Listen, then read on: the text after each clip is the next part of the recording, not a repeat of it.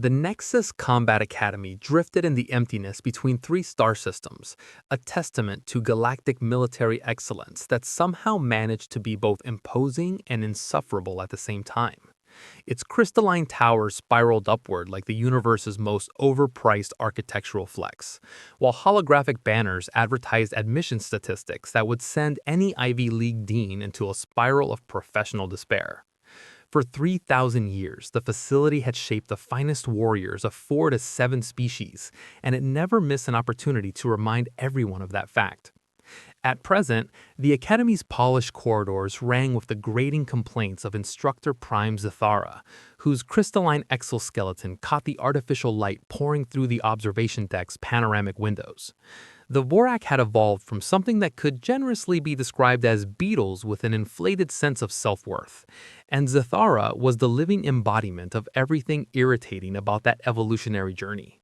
Her compound eyes gleamed with the particular brand of arrogance that belongs exclusively to someone who has never been punched in any of her 4 faces. The Human Integration Program, she announced to her fellow instructors, mandibles snapping with barely concealed contempt, is a political embarrassment of the highest magnitude. These mammals only discovered faster-than-light travel last week in cosmic terms, and the Council expects us to train them alongside species that have been refining the art of warfare for millennia. The other instructors offered nods of what they believed was profound agreement. Among them stood Thon of the Kelthori, whose tentacled form rippled with condescension, and Battlemaster Crix, whose obsidian exoskeleton had been buffed to a mirror sheen for today's dedicated complaining session. They had all reviewed the human files, of course, bipedal, carbon-based organisms with a troubling tendency toward emotional reasoning and the baffling fondness for fermented beverages. Hardly Academy caliber. Have you reviewed their preliminary scores? Thon gurgled through his breathing apparatus. The human-designated Jade Chen performed adequately on written assessments, but her physical metrics are laughable. A reaction time of 0.15 seconds, cardiovascular efficiency rated as merely exceptional by her own species standards, and she apparently hails from a field they call emergency medicine. How charming. What the instructors conveniently failed to mention, because it would have gotten in the way of their superiority complex, was that Chen's file contained several addenda none of them had bothered to read. The first noted her specialization in trauma surgery under active combat conditions. The second referenced her previous career as something humans called a paramedic in a place called the Detroit metropolitan area.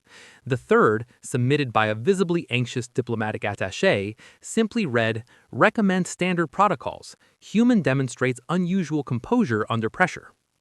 The Academy's morning briefing proceeded with its customary pomp and circumstance, complete with holographic schedules and atmospheric forecasts for 17 different environmental compositions. Jade Chen, Jade to anyone who actually knew her, occupied a seat in the rear of the orientation amphitheater, surrounded by beings that appeared to have been designed by committee and rubber-stamped by the universe's Department of Biological Redundancy. To her left sat a Zephyrian whose translucent skin pulsed with bioluminescent patterns, encoding emotional data. Current readings, per the translation software, anxiety mingled with what it helpfully classified as breakfast-related gastric distress. To her right, a CFEC warrior whose notion of small talk involved elaborate descriptions of honor-based disembowelment techniques native to his home system. Jade nodded politely at her fellow cadets and quietly wondered whether the cafeteria served coffee or whether she'd have to resign herself to whatever passed for stimulants among species that considered photosynthesis a reasonable meal plan. Instructor Prime Zathara took the podium with the confidence of someone who had never faced a problem she couldn't resolve through sheer condescension. Cadets, you represent the finest military intellects of your respective species, some more than others. Her compound eyes swept the assembly, lingering pointedly on the human section, which consisted entirely of Jade and one ceremonially vacant seat reserved for diplomatic optics. Today marks the beginning of your weapons familiarization training. We will begin with energy-based projectile systems, advance through plasma containment devices, and conclude with what we generously classify as primitive kinetic weaponry, for those species still navigating their technological adolescence. The weapons training facility looked like someone had merged a firing range with a starship showroom and then added atmospheric lighting for dramatic effect. Holographic targets materialized at varying distances, some fixed, others executing evasive patterns that would have challenged a caffeinated hummingbird. The arsenal mounted along the walls would have impressed a small nation, provided that nation possessed the wisdom to be impressed by energy weapons capable of vaporizing entire city blocks. Instructor Zathara lifted the plasma rifle that hummed with barely restrained destructive potential. The weapon was sleek, silver, and approximately the size of a modest tree. The Mark 7 Plasma Disruptor, she announced, fires concentrated energy bursts at roughly 1/10 the speed of light, effective range 7 kilometers in standard atmosphere, theoretically unlimited in a vacuum. This represents the pinnacle of modern projectile engineering. She turned to survey the class. Most students were diligently recording notes on tablets that probably cost more than Jade's entire medical education. I will now demonstrate proper firing stance and target acquisition. Pay careful attention, particularly those from species still relying on chemical propellants and solid metal projectiles. The dig was approximately as subtle as a collapsing star, but Jade merely smiled and continued cataloging the facility's safety protocols, which appeared to consist primarily of aiming dangerous things away from anything expensive. Zathara raised the plasma rifle, assumed what she clearly considered a dramatic stance, and fired a shot that streaked past Jade's left ear, carrying enough energy to reduce a modest structure to its constituent atoms. The bolt hit a practice target and converted it instantly into a brief, luminous expression of regret. As demonstrated, the instructor said, lowering the weapon with theatrical precision, accuracy and power are inseparable. This is a distinction between advanced civilizations and those still learning to harness energy beyond the ignition of organic compounds. The silence that followed was the kind that typically precedes either applause or open revolt. Instead, Jade arose from her seat, walked calmly to Instructor Zathara, and extended her hand. "May I?" Zathara's mandibles clicked with what might have been amusement had it not sounded so much like shattering glass. "I hardly think that's advisable, cadet. This weapon system demands extensive neuro-interface training and motor coordination your species has simply not evolved to manage." "I'll be careful," Jade said, with the tone of someone asking to borrow a stapler rather than requesting access to a device capable of orbital bombardment. Zathara's compound eyes glittered with malicious anticipation. An opportunity to expose human limitations before an audience was too valuable to decline. "Very well, but be warned, the recoil compensation alone will likely render you unconscious." She handed over the rifle with the confidence of someone who had never encountered a human who had spent 6 years extracting people from mangled vehicles while being shot at by individuals with colorful criminal histories and very poor judgment. Jade accepted the weapon. She noted its weight distribution, identified the firing mechanism, and spent approximately 3 seconds analyzing its basic operational principles. Then she raised it, acquired the same target Zathara had struck, and fired. The target exploded satisfyingly. Then she pivoted 4 to 5 degrees and eliminated 6 additional targets in a sequence so rapid the plasma bolts appeared to form a single continuous stream of annihilation. The scent of ionized matter filled the facility, along with the sound of expensive equipment being methodically reduced to component particles. She lowered the rifle, engaged what appeared to be the safety, and handed it back to Instructor Zathara. "Any questions?" The silence that followed was the kind typically accompanying natural disasters, or the sudden realization that one's entire worldview has just been dismantled by someone who probably learned to shoot at targets that didn't require 3-dimensional mathematics to locate. Battlemaster Crix was the first to recover his voice, which emerged somewhere between grinding metal and existential crisis. How did you compensate for the plasma drift coefficient?" "Same way you'd compensate for a wind on a bullet," Jade replied, as though this were the most self-evident thing in the galaxy. "Physics is physics." Instructor Zathara's mandibles had gone completely still, which in Borak body language indicated either deep contemplation or total system failure. "You mean the targeting system?" "I turned it off. It was adding lag to acquisition." The sound that rose from the assembled instructors could be best described as the galactic equivalent of several expensive computers being hurled down a flight of stairs. Fawn's tentacles went completely rigid. Crix's polished exoskeleton now reflected an expression normally reserved for beings who have just watched their foundational assumptions about reality fed through an industrial shredder. "You turned off the targeting assistance." Zathara's voice had climbed approximately 3 octaves. The MY7's targeting system represents 15 centuries of technological development. It calculates trajectory, atmospheric interference, target motion prediction, and plasma decay rates across 7 dimensions of mathematical probability. "Right," Jade agreed, "but I could see the targets." Academy Protocol Manual Section 847B stipulated that in the event of an unprecedented training incident, all parties should remain calm, document the occurrence, and report to administration for debriefing and psychological evaluation. What it failed to address was the scenario in which the incident involved a species that appeared to regard advanced targeting computers as training wheels. The administrative offices buzzed with the kind of anxious energy typically associated with impending court-martials or surprise safety inspections. Dean Vaxis, whose kayak physiology made perspiration biologically impossible, was nevertheless giving a convincing impression of someone in the grip of severe moisture-related distress. "Run it again," Dean Vaxis instructed the holographic display system, which dutifully reconstructed Jade's weapons demonstration for the 14th time in the past hour. Around the conference table, representatives from multiple species watched with expressions ranging from disbelief to what could charitably be called existential vertigo. "Perhaps," offered Administrative Coordinator Silk, whose crystalline structure chimed softly when she spoke, "this represents an anomaly. One individual with unusual capabilities does not necessarily indicate species-wide competency."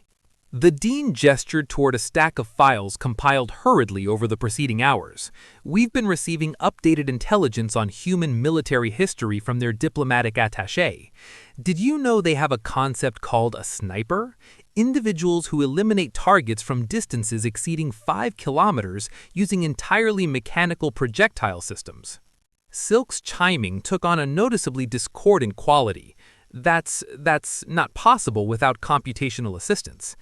"Apparently it is," Dean Vaxis replied, his mandibles clicking in contemplation. "They also have something called close quarters combat, which involves defeating opponents in personal engagements without energy weapons, powered armor, or life support systems." Battlemaster Crix, who had maintained silence throughout, finally spoke. "Perhaps we should entertain the possibility that our assumptions regarding technological dependence are culturally biased." The suggestion hung in the recycled atmosphere like a fuel leak waiting for ignition. Meanwhile, in the Academy's recreational area, Jade was having what she considered a perfectly ordinary conversation with her fellow cadets, most of whom were still processing the afternoon's events. "So you just looked at the targets and shot them?" asked Cadet Ville, whose tentacle form rippled with patterns the translation software was struggling to categorize without invoking trajectory calculus. Jade paused in her consumption of what the cafeteria optimistically labeled coffee, a beverage that tasted authentically like someone had dissolved a chemistry set in quiet despair. "I mean, I calculated, just not with a computer. It's not that complicated once you develop a feel for it." "A feel for it," repeated Cadet Zephos, whose bioluminescent skin was cycling through colors suggesting philosophical crisis. "You approximated 7-dimensional mathematical calculations using organic neural processes." 3-dimensional, Jade corrected gently. "The plasma moves in 3 dimensions. Everything else is just environmental variables." The pause was interrupted by Cadet Bristax, whose chitinous shell had been clattering anxiously throughout the exchange. "On my world, we have legends about warriors who fought without technological assistance.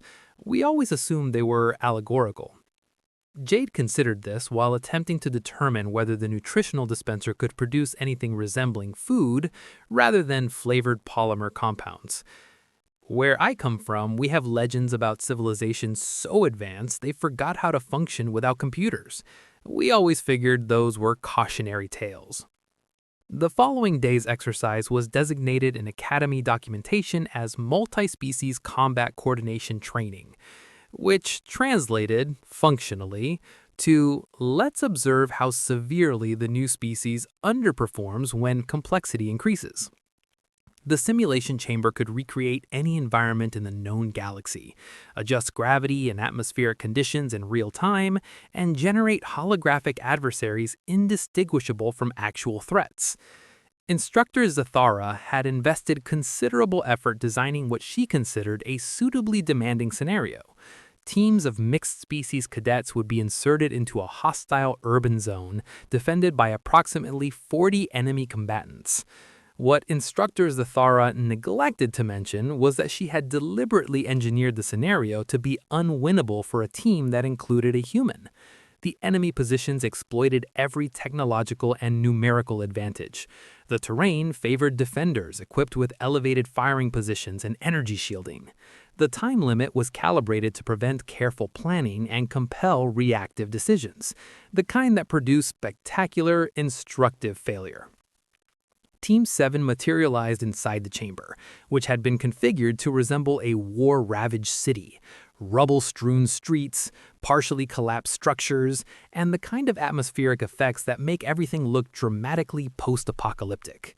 The communications array gleamed in the distance, encircled by defensive fortifications that would have impressed a paranoid head of state.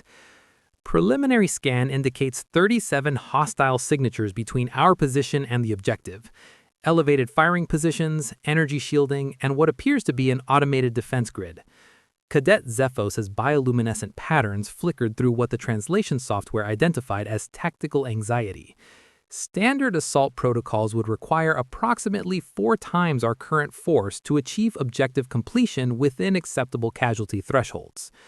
Cadet Briskax's chitinous armor clicked as he shifted. Perhaps we should request supplemental equipment or fire support coordination.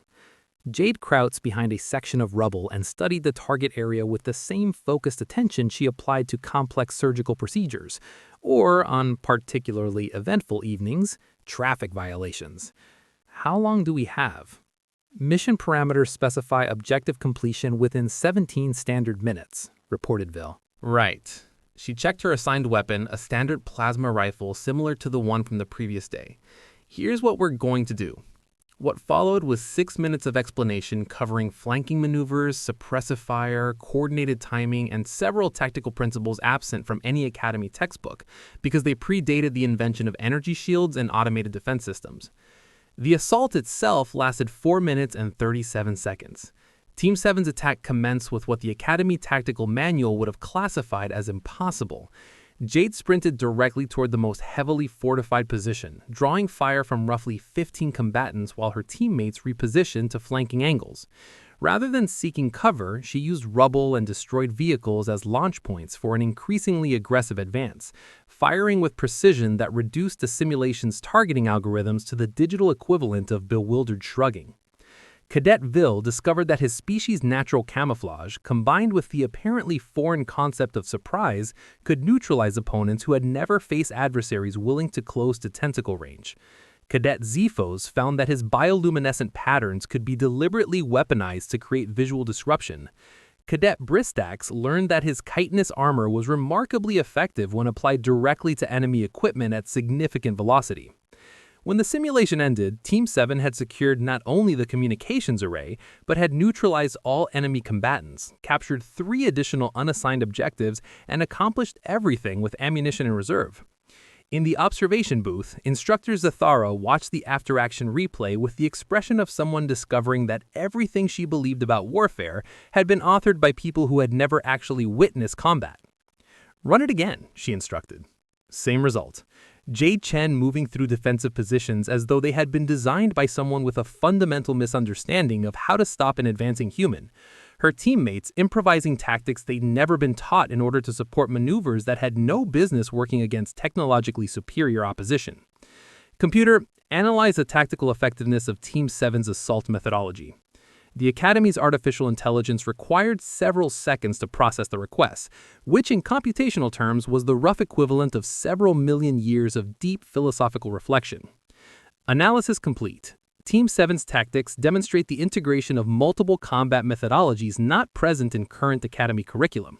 Effectiveness rating exceeds established simulation parameters. Team 7 completed the primary objective 312% faster than the optimal theoretical completion window, sustaining 0 casualties while expending 23% of allocated resources. Recommend curriculum review. Instructor Zathara's mandibles produced a sound like quality crystal being fed through an industrial waste processor. The Academy's emergency faculty meeting was convened under the carefully chosen heading of Curriculum Assessment and Strategic Review, which everyone understood to mean, how do we address the fact that our entire pedagogical philosophy has just been dismantled by a species we considered technologically underdeveloped? Dean Vaxis presided over a conference room of instructors whose confidence in their own methodologies had been systematically eroded over the preceding 48 hours. The human's performance, announced research coordinator Phyllis, whose gaseous form shimmered with what might be generously called professional distress, indicates capabilities exceeding our current models of unaugmented biological potential.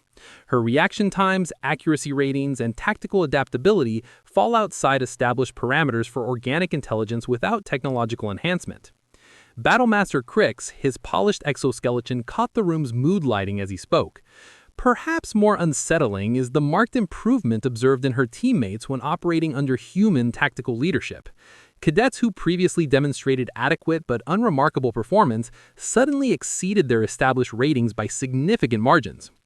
The implications, Dean Vaxis said slowly, suggest our training methodologies may be fundamentally incomplete.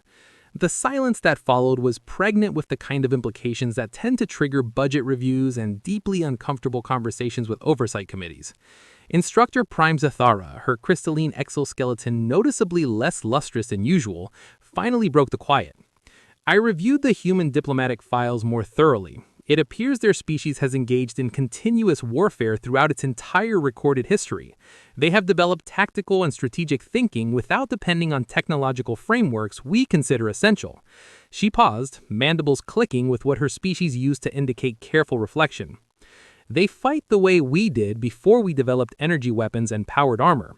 The difference is, they never stopped.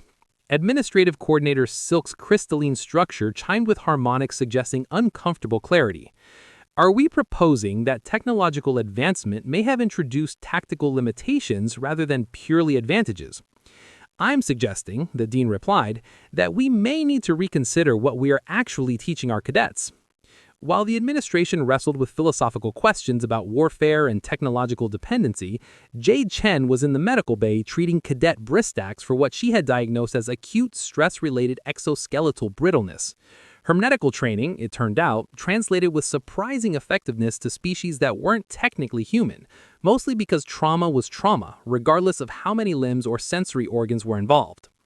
Your species, Bristax observed as Jade applied what the Academy medical system had identified as an appropriate restorative compound, approaches problems differently than our tactical assessment courses would predict. How so? Jade asked, calibrating the medical scanner to account for Bristax's chitinous physiology. You assume solutions exist, he replied.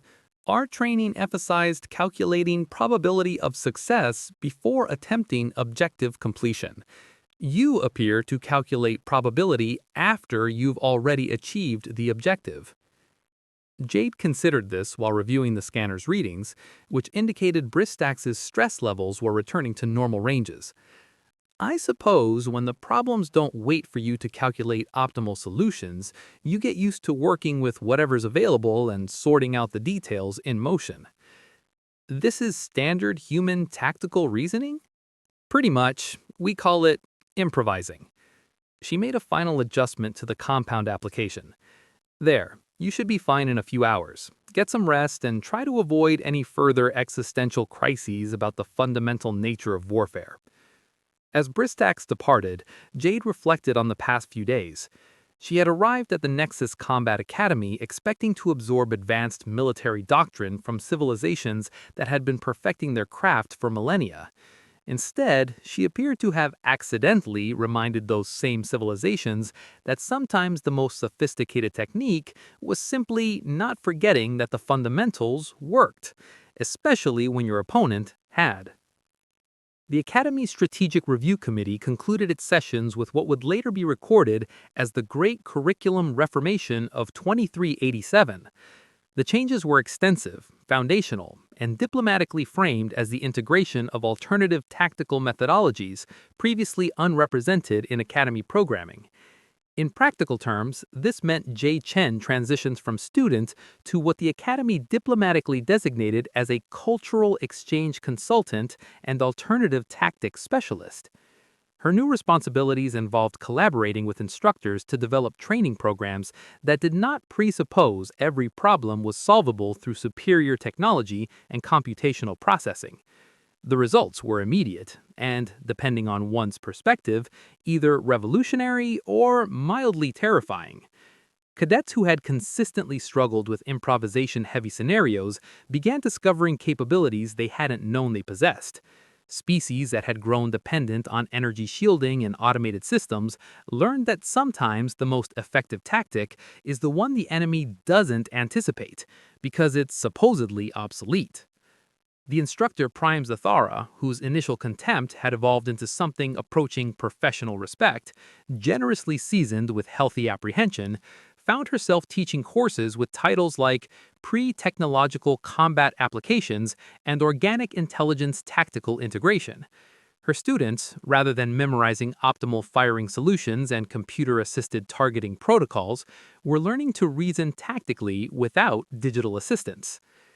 The human approach, she explained to a new intake of cadets, operates on the assumption that technology should augment natural capability, not substitute for it. This represents a foundational philosophical divergence from our traditional methodology. She gestured toward the weapons display, which now included what were carefully labeled kinetic projectile systems alongside the energy weapons that had previously dominated the curriculum. Today, we will practice operating without automated targeting assistance, atmospheric calculation algorithms, or predictive trajectory analysis. You will be required to manually estimate distance, wind speed, target movement, and projectile drop using only organic sensory input and mathematical reasoning. The assembled cadets, representing 12 species with varying numbers of eyes, limbs, and foundational assumptions about reality, listened with the attention typically reserved for instructions about avoiding imminent death. Today, we will practice operating without automated targeting assistance, atmospheric calculation algorithms, or predictive trajectory analysis. You will be required to manually estimate distance, wind speed, target movement, and projectile drop using only organic sensory input and mathematical reasoning. The assembled cadets, representing 12 species with varying numbers of eyes, limbs, and foundational assumptions about reality, listened with the attention typically reserved for instructions about avoiding imminent death. This may appear primitive, but bear in mind that the human who demonstrated these techniques maintains a success rate exceeding our most sophisticated technological systems. The question we must ask ourselves is not whether these methods are outdated, but whether we have allowed ourselves to become dangerously dependent on tools that may not always be available. In the rear of the classroom, Jade Chen observed with quiet satisfaction. The Academy had initially regarded her as a curiosity, a representative of a species that hadn't yet learned to properly appreciate the superiority of advanced technology. Instead, she had inadvertently reminded those same civilizations that technology was supposed to serve those who wielded it, not the other way around. They had spent centuries engineering increasingly sophisticated tools while neglecting the fundamental competencies that made those tools effective in the first place. Now, watching cadets from species that had mastered faster-than-light travel, learning to aim without computer assistance, she found herself reflecting on the nature of progress and on the gap between sophistication and effectiveness. Sometimes the most advanced solution is remembering that the basics still work, especially when your opponent has forgotten them entirely. The Academy's transformation was neither immediate nor simple, but the results were undeniable. Graduation rates climbed as cadets learned to think tactically rather than merely execute predetermined algorithms. Combat effectiveness ratings improved across all species as students developed the adaptability that comes from understanding principles rather than memorizing procedures. More significantly, the Academy's graduates were returning to their home systems carrying skills their militaries had never encountered before. The effects rippled outward as combat doctrines unchanged for centuries suddenly found themselves challenged by officers who had learned to fight like humans. The Galactic Military Council's official response was carefully neutral, noting that alternative tactical methodologies represent valuable additions to existing strategic frameworks. Unofficially, however, applications to the Nexus Combat Academy had surged by approximately 847%, as species that had previously considered their military training complete suddenly concluded they might benefit from a human perspective on the subject. 6 months after her arrival, Jade stood again in the same weapons training facility where she had first watched Instructor Prime Zathara's demonstration. The room looked identical, but everything about its dynamics had changed. Instead of one human learning to use alien technology, representatives from 37 species were now learning to fight as humans had been fighting for millennia. Zathara approached carrying the same Mark 7 plasma disruptor that started everything. Her demeanor, however, was entirely transformed. The condescending superiority had been replaced with something that looked remarkably like genuine professional curiosity. "Instructor Chen," she said, using the title that still made Jade smile, "I've been reviewing the performance metrics from our latest graduating class. Combat effectiveness ratings have improved by an average of 23% across all species, with some individuals showing gains exceeding 60%. That's good to hear, though I suspect most of the improvement comes from them learning to trust their own judgment rather than deferring entirely to their equipment."